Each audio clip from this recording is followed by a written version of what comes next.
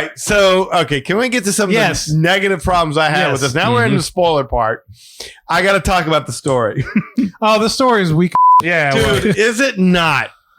I am still struggling to understand why the bad guy from the TVA offered Deadpool a chance to join the main timeline after his universe lost its quote-unquote anchor being in Wolverine. Now, I mean, just setting aside the whole idea that an entire universe is really all about one being, and then when they die, no further need for this universe exists. Like, okay, fine, I'll go along with that. But it does make me wonder how the universe existed before the anchor being came into being then, because, I mean, Wolverine's like 200 years old.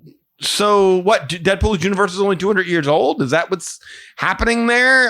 Because that's a pretty short time to figure out all the modern day conveniences that they were enjoying in the film. Yeah, that's or is it that when Wolverine was born, did a whole bunch of separate timelines start branching off to form new universes, thereby separating Wolverine from every universe he was a part of? I mean, it was hurting my head. It was painful. It was a little painful. But whatever the case was, I still have to ask, why is it that the bad guy from the TVA, whose name is Mr. Paradox? It's Paradox, yeah. Who has no powers.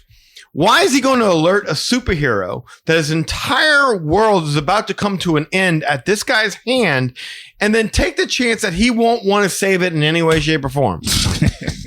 No idea. That was a very weak element to the plot. So it's a paradox. It was a paradox. Why not just say nothing and let Deadpool deteriorate along with his timeline? Because to me, it gave like some sort of an impression that Deadpool was important to keeping the timeline going, which would have also played to his thing of not feeling like he mattered.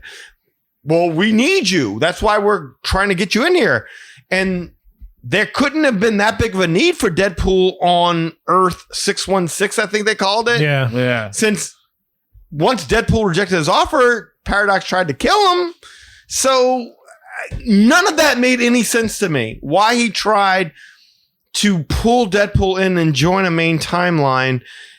And one more thing. I'm sorry. Okay. So back up before you go on to your point. The other thing, the one thing that it was a throw off line that Paradox said of why he had to save Deadpool, because he said something in the fact that the TVA felt like he was something special, so he couldn't do away with him. Didn't further explain it. Yeah, he just threw that line out there, and I was like, oh, okay, so that's why he was Marvel Jesus. The TVA who has no idea what he's up to. Right, exactly. Yeah, and then there is a future scene where Thor is holding Deadpool's dead body, and Thor's crying. I don't know why. But is that going to happen in Secret Wars? I don't know. It needs to My happen. understanding is that was repurposed footage from Thor: The Dark World. In which they did that. Yes, which I hardly watched because they tried to make Thor funny. That's what we were saying earlier. So I was like, all right. And if Deadpool is in a universe that isn't a part of the main timeline with other heroes that matter, how is he interviewing with Happy Hogan to be an Avenger? Like, did he travel to another universe to interview with Happy Hogan? He was Earth 616. Yeah, but it was how? And then it was Earth. How did he travel to another universe? And like, what was his plan then? Like, okay, then if I get the job in another universe, I'll relocate everybody I care about. The people in the photo, I'll take them all to this new universe to come live with me. But wasn't the pop nice?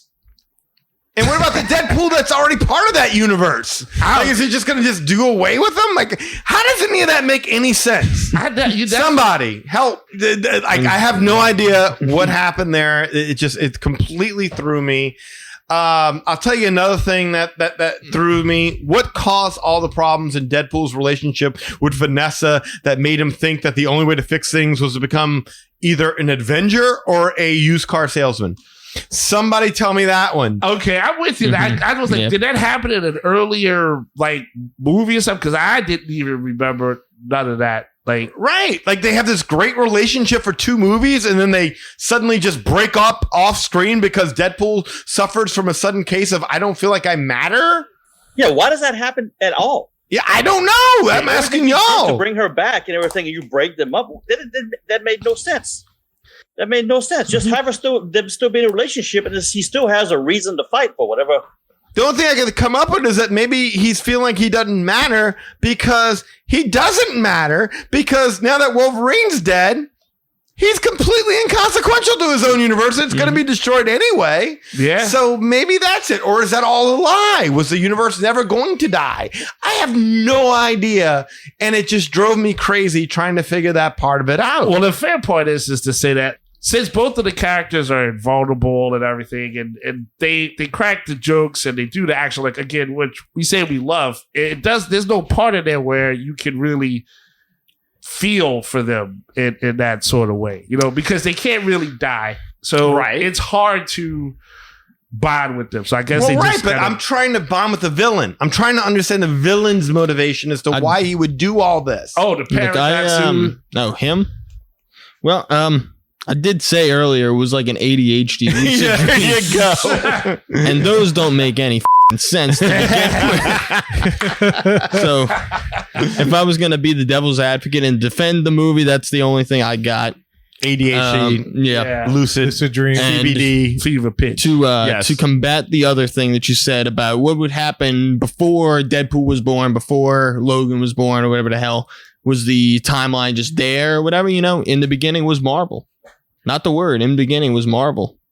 Marvel God, Marvel Jesus. Marvel Jesus. So there had to have been a Marvel guy before that created the timeline, and then there will be a Marvel Jesus that comes and takes over the timeline and saves it, or dies because he had to do whatever. Is Marvel God work? Kevin Feige? And Bob Iger. Oh, gosh. Ooh, that's Marvel Satan. This is, Marvel Beelzebub. There's Or that Kathleen Kennedy. Some tough creativity happened. All right. I got some questions for Kirk and Eli as well about this story. Okay. Wolverine saying he left the X-Men hanging to go to a bar, and then they go to battle without him, and that leads to them all dying.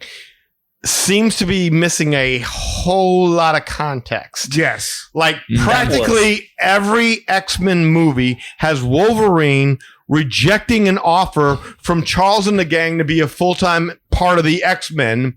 And that's part of the charm of the character. Yeah. Like hell, in First Class, he literally tells Charles Xavier and Magneto to go f*** themselves when they try to recruit him. That's his character. He's an anti-hero. He's a brooding loner who sits in bars, smokes cigars, drinks, and like in every universe, he refused to fight at some point in time. He was like, nah, f*** that. That's y'all. They could